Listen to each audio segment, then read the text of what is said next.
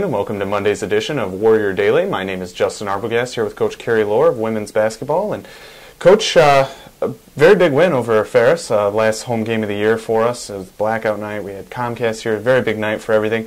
Walked away with a 20-point victory. So talk a little bit about that, especially the play of Faber Colbert.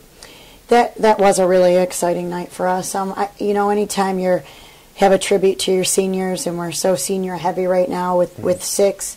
It was a special night, and I'm glad to see that we were able to, gain the win over Ferris.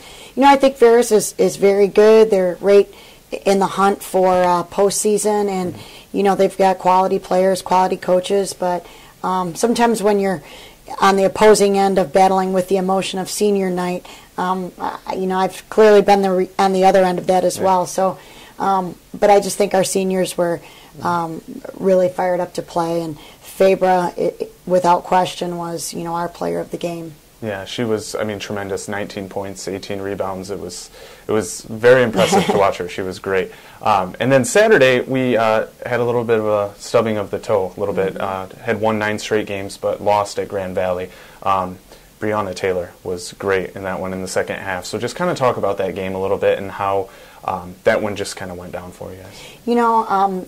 We knew as a staff that was going to be a really tough one for us at Grand Valley. They're playing pretty well right now, and they're a great basketball team, player for player. A transfer from Notre Dame, Miss Basketball candidate, Breonna Taylor is just one of the most athletic players in the league. So they've really have a lot of weapons, and that was a tough one over there. We certainly had our chances, but a team like Grand Valley is not going to lay down on their home floor, and they made a run at us, and I thought we didn't respond. I thought we looked a little stunned, and tribute to them.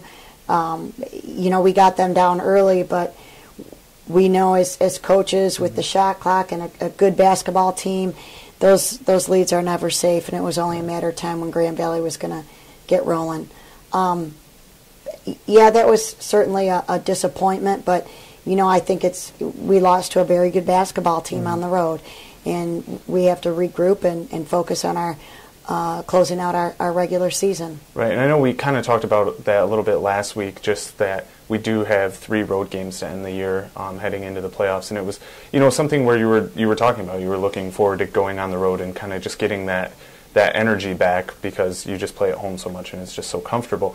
But with the girls coming out, I think they really did play very, very well. They jumped out early, and it was just one of those things where it kind of slipped away, but that happens. It's a 40-minute game, right? It sounds cliche, but I think the good thing about that is that we were on the road against one of the top 10 teams in the region, and we had a chance to win. So it wasn't as if we were ever out of that game.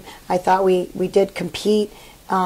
We did get a little stunned there when we struggled a bit in the second half, but we were always in the game, and even when you're not playing well and you're in a game, I think that's a good sign of a good basketball team, and then I think that's our senior resilience. Well, it was an interesting look for you because we played in a lot of close games, and we've also come away with those at the end. And so it was a different look to the team, but I'm sure it's things that you guys are going to be working on for sure. As we get ready to close out the season, we do have a pair of games left though before, and we head to Walsh and then up to Lake State.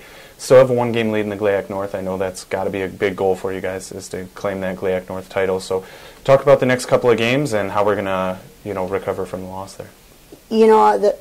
The players on the bus on the way home were ready to get to Walsh. Nobody likes that feeling of sitting on a loss, and certainly disappointed. But in the same sense, I think we're very driven for our goal, our team goals, to achieve those.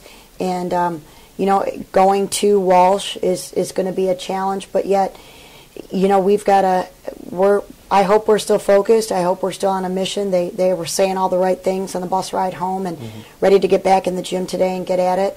Walsh is one of the best 3-point shooting teams in the league.